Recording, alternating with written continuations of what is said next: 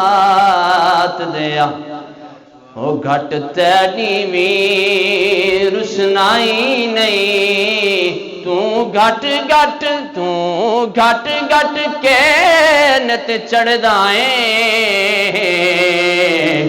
ہن تین وچ داغ صفائی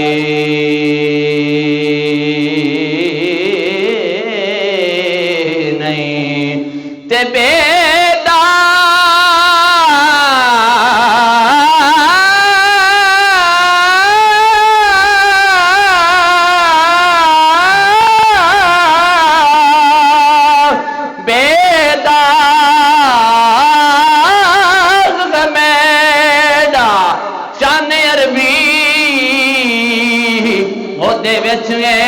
خامی کائی نہیں تے محبوب میں میرے دی مثل کوئی سونے رب نے شکل بنائی نہیں تے مہربانہ سلطانت دی شانہ وہ بڑ کرم کمائے نہیں بھلا ہووی او ککھاں دے وچ رل دے سن وقت میرے ککھوں لکھ بنائے نہیں بھلا ہووی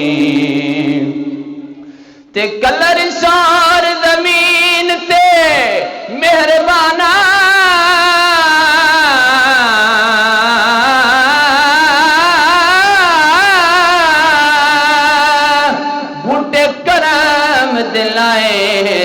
بھلا ہووی پتا سارا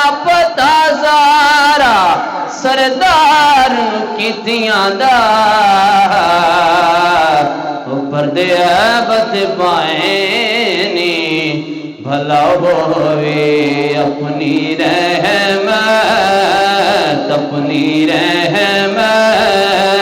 کے سمندر میں اتر جانے دے بس اپنی رحمت کے سمندر میں اتر جانے دے مل کے پڑھیے اپنی رحمت کے سمندر میں اتر جانے دے بیٹھی کانا معدل سے بیٹھی کانا معدل سے بیٹھی کانا معدل سے بیٹھی کانا معدل سے مجھے گھر جانے دے بس اپنی رحمت کے سمندر میں اتر تینا میں تخت مگا تینا میں تاج مگا میں تے منگ دیا میں نوزار مل جائے بس اپنی رحمت کے سمندر میں اتر جانے دے اور سوئے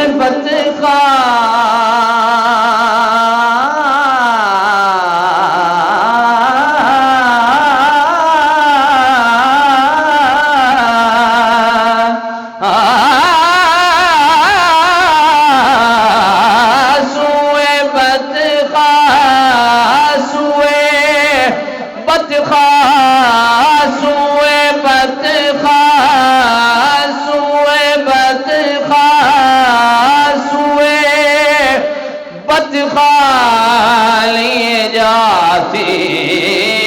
ہے ہوائے بدخواہ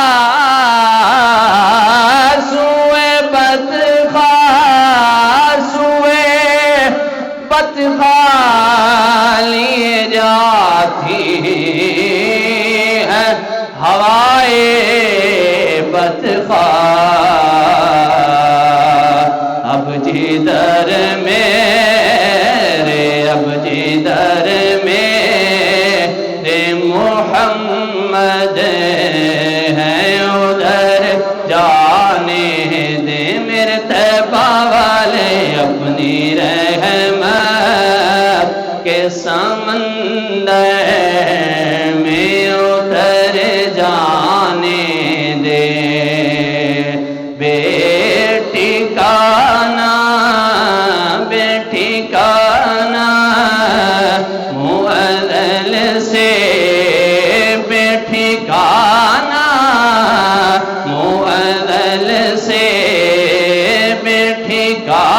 نام معدل سے، مجھے گھر جانے دے، بس اپنی رحمت کے سمندر میں اتر، سکواس رگن مٹھے عربی دے،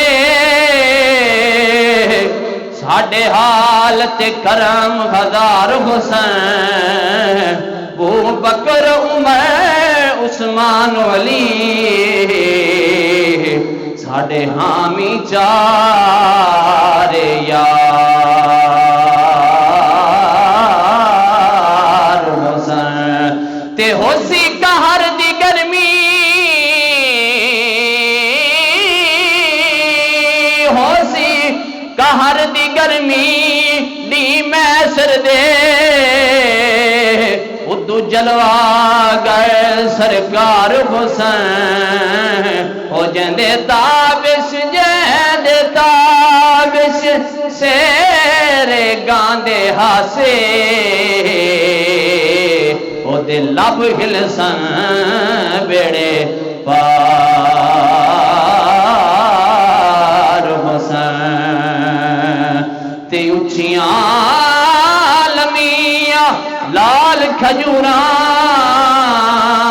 تے پتر جناں دے ساوے، جس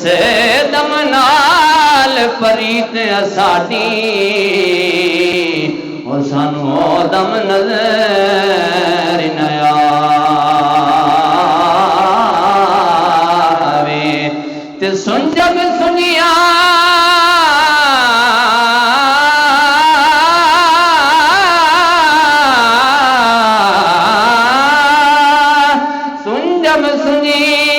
گلیاں دسن، ہتھ ویڑا کھاونے آوے،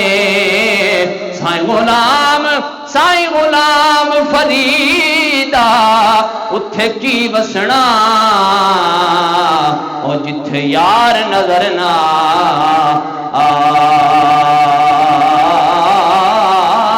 آوے، او بڑی حسرت ہائی تڑے بوہے تے، متھا ٹیک دا مر جاواں، تیرے عشق دا بال کے مت سونا، بال سیک دا مر جاواں، تے پینڈا دوریاں دا نالے ہنجواں دے،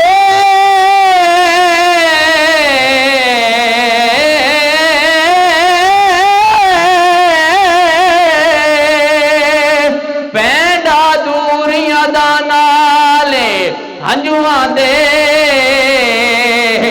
انج میں چدا مر جاواں، ہووے وقت اخیر تے مکھ سونا، تڑا ویکھ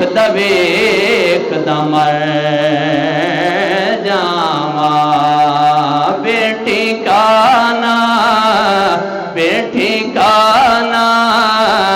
معدل سے،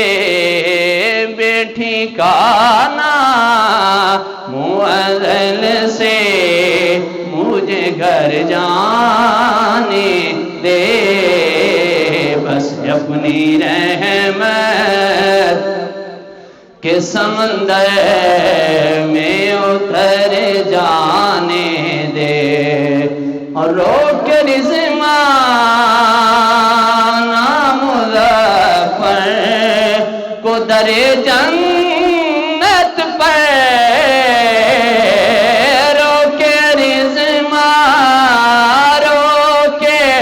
رضوان مظفر کو در جنت پر روک رضوان مظفر کو در جنت پر کیونکہ یہ محمد کا ہے منظور نظر جانے دے یہ محمد کا ہے منظور نظر جانے دے بس اپنی رحمت کے سمندر میں اتر جانے دے بیٹھی کانا معدل سے بیٹھی کانا معدل سے مجھ گھر جانے دے بس اپنی رحمت کے سمندر میں اتر جانے دے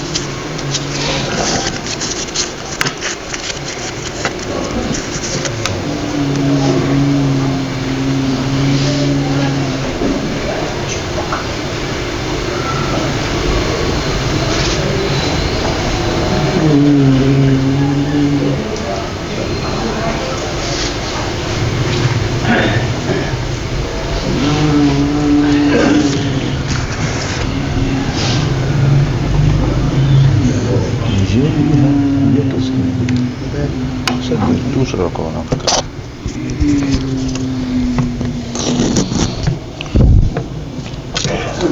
بسم اللہ الرحمن الرحیم الحمد للہ رب العالمین والعاقبۃ للمتقین والصلاة والسلام علی سید الانبیاء والمرسلین وعلی آلہ واصحابہ وعطرتہ اجمعین. نعرہ تکبیر، اللہ اکبر، نعرہ تحقیق، سیدی مرشدی، نبی کا جو غلام ہے، نبی کا جو غلام ہے.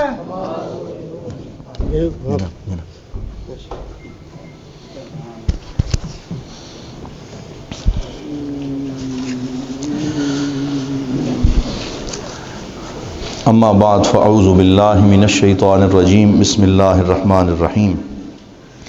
قال اللہ تبارک و تعالی فی القرآن المجید والفرقان الحمید والعصر ان الانسان لفی خسر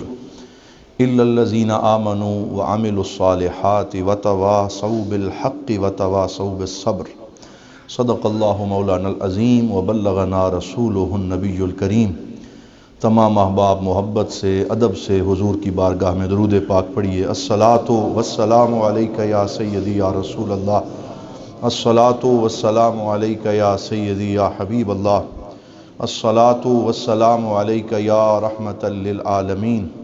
وعلی آلک واصحابک یا شفیع المذنبین. بعد از حمد و صلات لائق صد عزت و تکریم حضور غریب نواز دیوان کریم حضرت قبلہ حضور پیر محمد امین الحسنات شاہ صاحب دامت برکاتہم القدسیہ، سجادہ نشین آستانہ عالیہ امیر السالکین بیرہ شریف، جملہ برادران اسلام، اللہ رب العزت کے فضل و کرم سے آج ہم سب جمعۃ المبارک کی اس نشست میں حاضر ہیں۔ دعا ہے اللہ تعالیٰ میری اور آپ سب کی حاضری قبول و منظور فرمائے۔ جس دور میں ہم زندگی گزار رہے ہیں، اس میں ہر انسان کو، چاہے وہ عمر کے کسی بھی حصے سے تعلق رکھتا ہو، بہت سارے چیلنجز درپیش ہیں۔ بالخصوص امت مسلمہ کے نوجوان اور جو ہماری یوتھ ہے اس کو زیادہ چیلنجز کا سامنا ہے۔ کہیں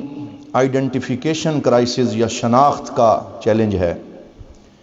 کہیں ڈرگ ایڈکشن اور نشے کے فروغ کا چیلنج ہے، کہیں کرمنل مائنڈ سیٹ کا چیلنج ہے، کہیں ڈپریشن کا مسئلہ ہے، شدت پسندی اور متشدد رجحانات اور جہالت کا چیلنج ہے، بے راہ روی کا مسئلہ ہے، بڑوں کے احترام کا چیلنج درپیش ہے، ماضی سے لا تعلقی اور دوری کا چیلنج بھی امت مسلمہ کو درپیش ہے، ریڈیکلائزیشن ہے۔ ایک طویل فہرست ہے جو چیلنجز میں گنوائی جا سکتی ہے، اور ان میں سے ہر ایک چیلنج غور و خوض کے لیے وقت مانگتا ہے، اور ہر مسئلہ حل طلب ہے۔ ہر مسئلے کے لیے پھر قوموں کو پالیسیز کی ضرورت پڑتی ہے، پھر جو نتائج ہیں وہ دہائیوں پر مرتب ہوتے ہیں۔ انہی چیلنجز میں سے ایک بہت بڑا چیلنج ٹائم مینجمنٹ اور وقت کے نظم و ضبط کا مسئلہ ہے، جس کے لیے آج کل بہت سے موٹیویشنل سپیکرز، ٹرینر تربیت دیتے ہیں کہ وقت کو کس طرح مینج کیا جائے اور کس طرح اپنے وقت کو مفید بنایا جائے۔ وقت ایک ایسا سرمایہ ہے، ایک ایسی کمانڈٹی ہے جو اللہ کی امانت ہے، جو محدود ہے، لیمیٹڈ ہے۔ قلت کے ساتھ یہ وقت ہمارے پاس موجود ہے۔ دیگر وسائل،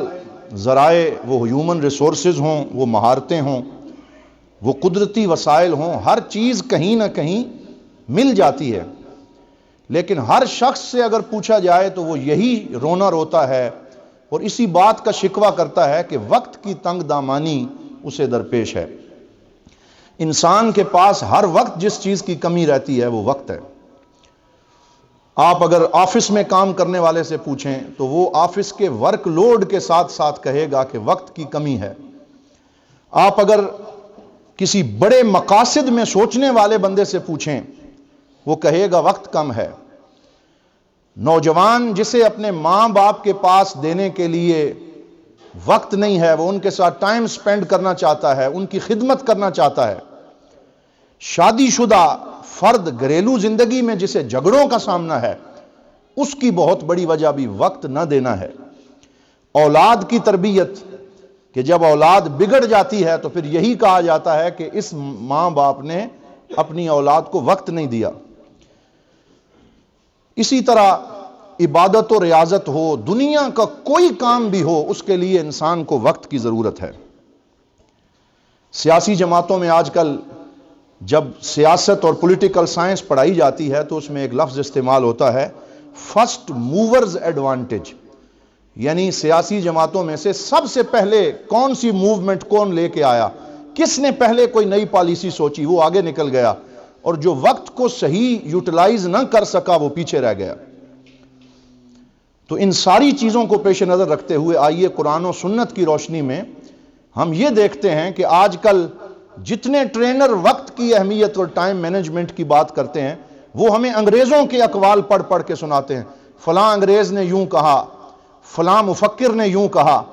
لیکن وہ قرآن و سنت میں یہ نہیں دیکھتے کہ اللہ رب العزت اور اس کے رسول صلی اللہ علیہ وآلہ وسلم نے اس حوالے سے کیا رہنمائی فرمائی۔ سورۃ العصر جسے ابھی ہم نے سنا اور پڑھا، اللہ رب العزت نے اس میں وقت کی قسم اٹھائی اور فرمایا والعصر ان الانسان لفی خسر الا الذین آمنوا وعملوا الصالحات وتواصوا بالحق وتواصوا بالصبر۔ اب اس صورت کو کئی اینگل سے دیکھا جا سکتا ہے، لیکن اگر وقت کی اہمیت کے لحاظ سے اس صورت کے معنی پہ غور کیا جائے تو اس کا مطلب یہ ہے کہ اللہ رب العزت ارشاد فرما رہا ہے قسم ہے زمانے کی کہ یہ بڑی تیز رفتاری سے گزر رہا ہے. ان الانسان لفی خسر، اور انسان اس وقت کی رفتار کے ساتھ نہ چل سکنے کی وجہ سے خسارے میں ہے، پیچھے رہ جانے والوں میں ہے، گھاٹے میں ہے. لیکن آگے پھر اللہ کے ساتھ ایک ایکسیپشنل گیٹ کھول دیا اور فرمایا الا الذین آمنوا، وہ لوگ جنہوں نے اپنے اس وقت کو یوٹیلائز کرنے کے لیے 4 کام کیے، اپنے آپ کو متحرک رکھا، فعال رکھا، کبھی ایمان کے ساتھ، کبھی عمل صالح کے ساتھ، کبھی صبر اور حق کی تلقین کے ساتھ، جو جامد نہ ہوئے، متحرک رہے،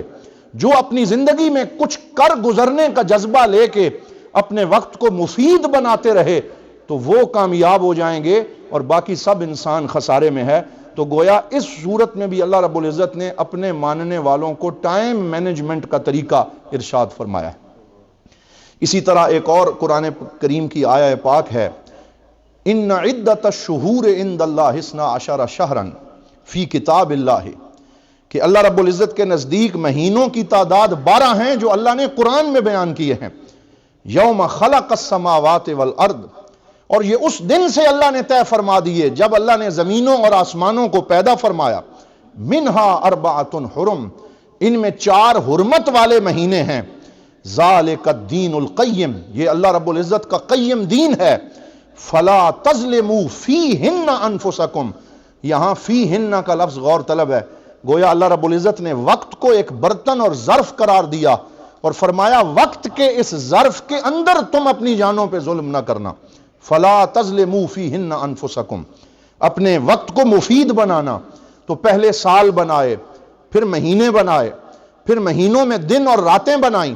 پھر ان دن اور راتوں میں کچھ اوقات کو زیادہ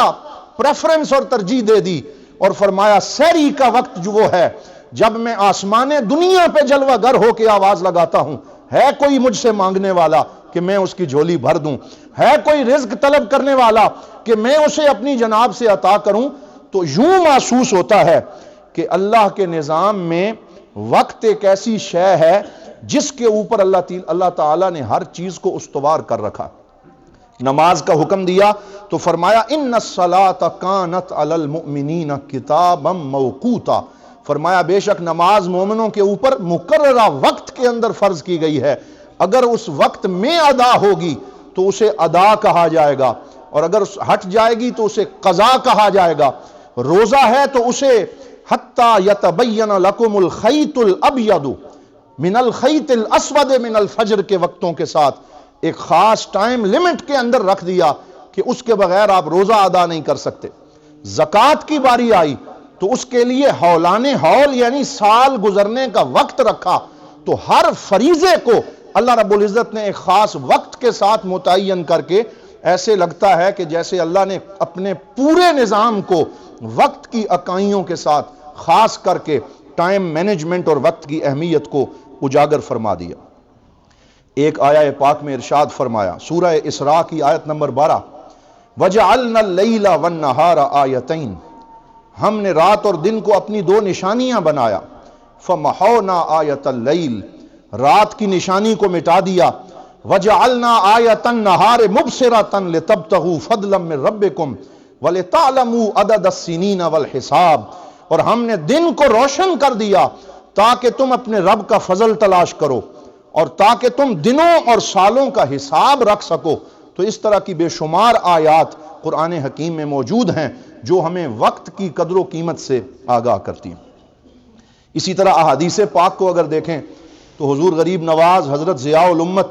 جسٹس پیر محمد کرم شاہ الازہری رحمۃ اللہ علیہ اپنے طلباء، اپنے مریدین اور متوسلین سے گفتگو فرماتے ہوئے اکثر یہ حدیث پڑھا کرتے تھے اغتنم خمسا قبل خمس، کہ 5 چیزوں کو 5 چیزوں سے پہلے غنیمت جانو. صحت کو بیماری سے پہلے، بڑھاپے کو جو ہے جوانی کو بڑھاپے سے پہلے، فراغت کو مصروفیت سے پہلے، اور زندگی کو موت سے پہلے غنیمت جانو. اور کسی شاعر کا شعر بھی ہے کہ غنیمت جان لو مل بیٹھنے کو، جدائی کی گھڑی سر پر کھڑی ہے، کہ یہ جو وقت اللہ رب العزت نے عطا کیا ہے اسے غنیمت جانو. حضرت شیخ سعدی شیرازی گلستان میں ارشاد فرماتے ہیں کارے کن اے فلاں و غنیمت شمار عمر زاں پیش تر کے بانگ بر آید فلاں نہ ماند، کہ اے شخص کچھ کام کر لے اور اس زندگی کو غنیمت سمجھ، اس سے پہلے کہ مسجد کے سپیکر سے آواز آئے کہ آج فلاں شخص ہمارے اندر موجود نہیں رہا۔ تو اس طریقے سے قرآنی آیات میں اور احادیث پاک میں حضور صلی اللہ علیہ وسلم نے وقت کو مینج کرنے اور اس کو مفید بنانے کا درس دیا ہے۔ صحیح بخاری شریف کی ایک حدیث میں سرکار دو عالم صلی اللہ علیہ وسلم نے قیامت کے دن کا نقشہ کھینچا اور ارشاد فرمایا لن تزولا قدم عبد یوم القیامہ حتی یسأل عن اربع، کہ قیامت کے دن انسان کے قدم اپنی جگہ سے پیچھے نہیں ہٹ سکیں گے یہاں تک کہ وہ 4 چیزوں کے بارے میں اللہ تعالیٰ کو کلیریفیکیشن اور جواب نہ دے دے، اس وقت تک اس کو پیچھے نہیں ہٹنے دیا جائے گا۔ وہ 4 چیزیں کون سی ہیں؟ فرمایا عن عمرہ فیما افناہ، کہ اس سے پوچھا جائے گا کہ تو نے اپنی عمر کو کن کاموں کے اندر صرف کیا ہے، وعن علمہ فیما فعل فیہ، اور اپنے علم کی کیا تو نے قدردانی کی ہے یا نہیں کی، تو نے اپنے علم کو کن چیزوں میں صرف کیا ہے، وعن مالہ من این اکتسبہ وفیما انفقہ، اور تیرا جو مال ہم نے تجھے دیا اسے تو نے کمایا کہاں سے اور خرچ کن کاموں پہ کیا، یہ بھی پوچھا جائے گا۔ وعن جسمہ فیما ابلاہ، اور جو جسم ہم نے تمہیں عطا کیا اس جسم کو تو نے کن کاموں میں بوسیدہ اور بوڑھا کر دیا، ان 4 چیزوں کے بارے میں پوچھا جائے گا۔ اور ان 4 چیزوں کا تعلق وقت اور ٹائم مینجمنٹ کے ساتھ ہے کہ تو نے اپنے عمر کو، اپنے علم کو، اپنے جسم کو اور اپنے مال کو کن چیزوں کے اندر صرف کیا۔ اور اسی حدیث کی روشنی میں میرے اور آپ کے پیارے آقا حضرت محمد الرسول اللہ، کہہ دیجئے صلی اللہ علیہ وآلہ وسلم نے ارشاد فرمایا اللہم بارک لی فی امتی فی بکورہا، یا اللہ میری امت کے صبح اٹھنے کے وقت میں برکت دے دے،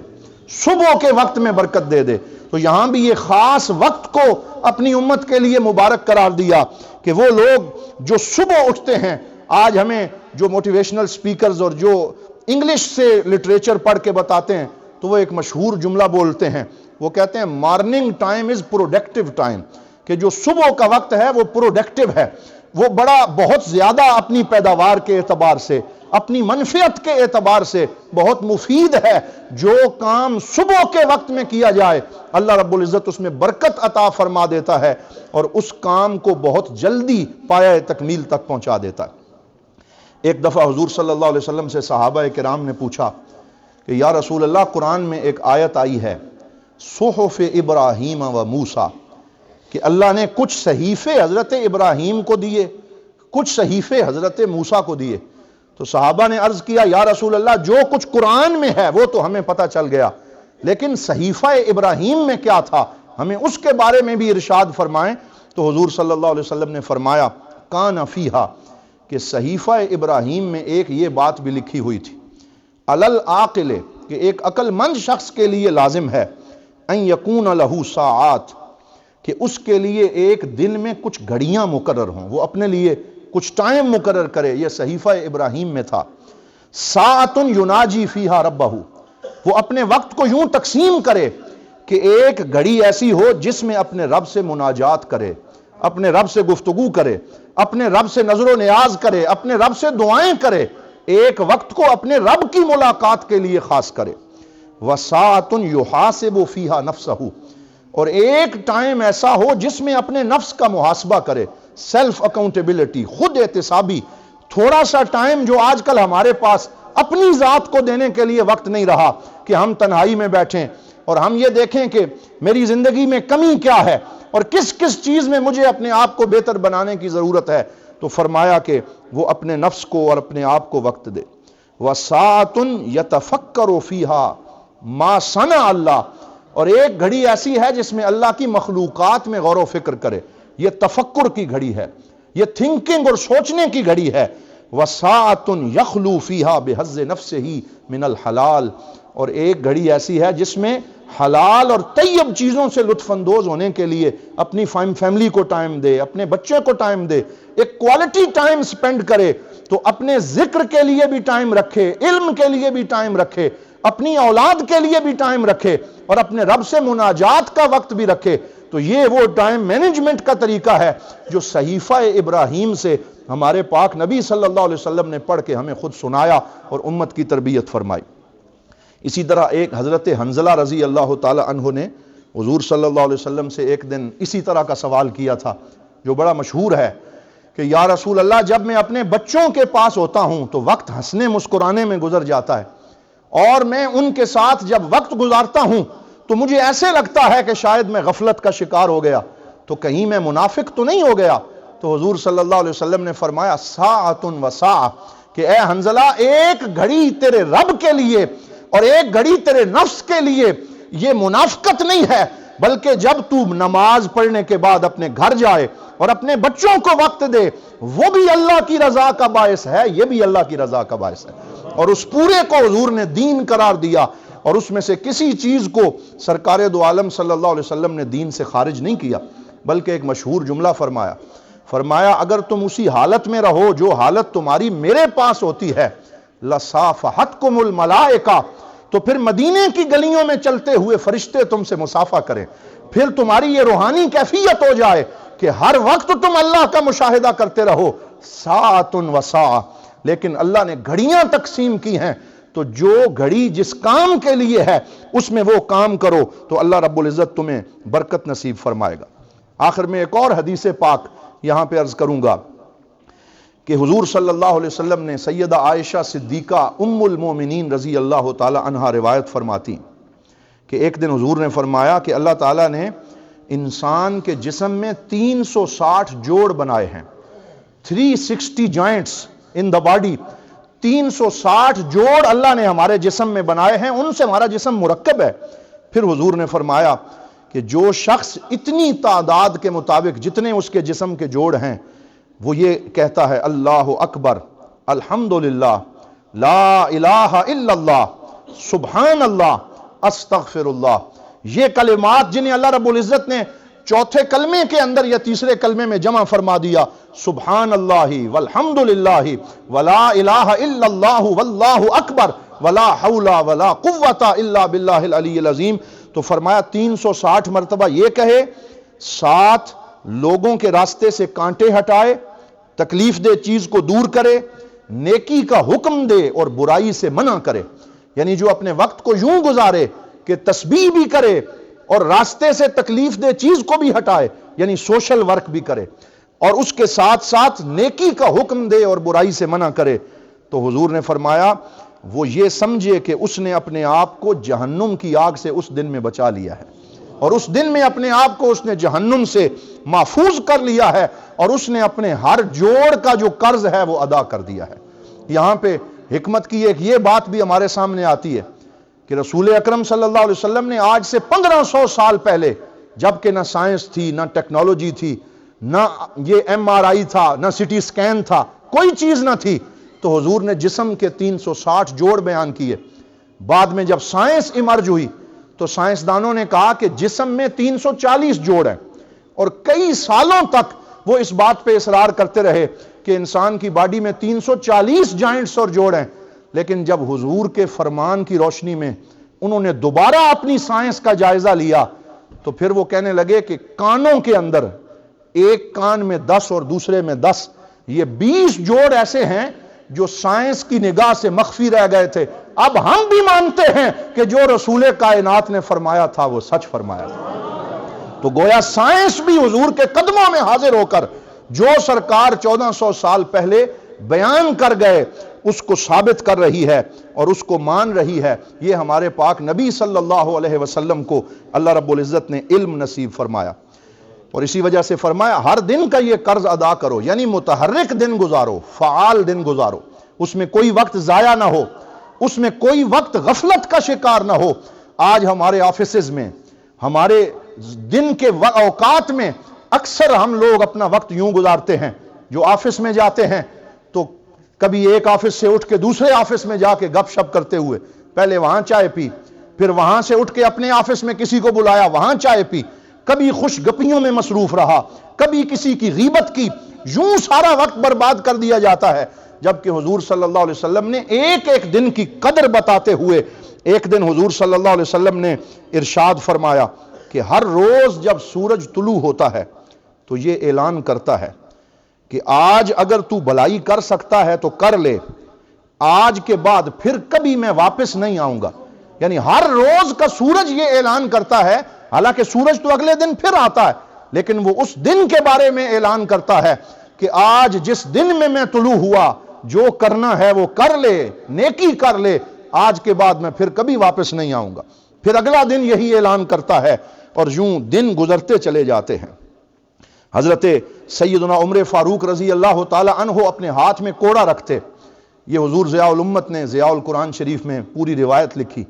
کہ مسجد میں جو بندہ نماز پڑھنے کے بعد فارغ بیٹھا ہوتا تو آپ اسے فرماتے انی لاکرہ ان ارا احدکم فارغا سبحللا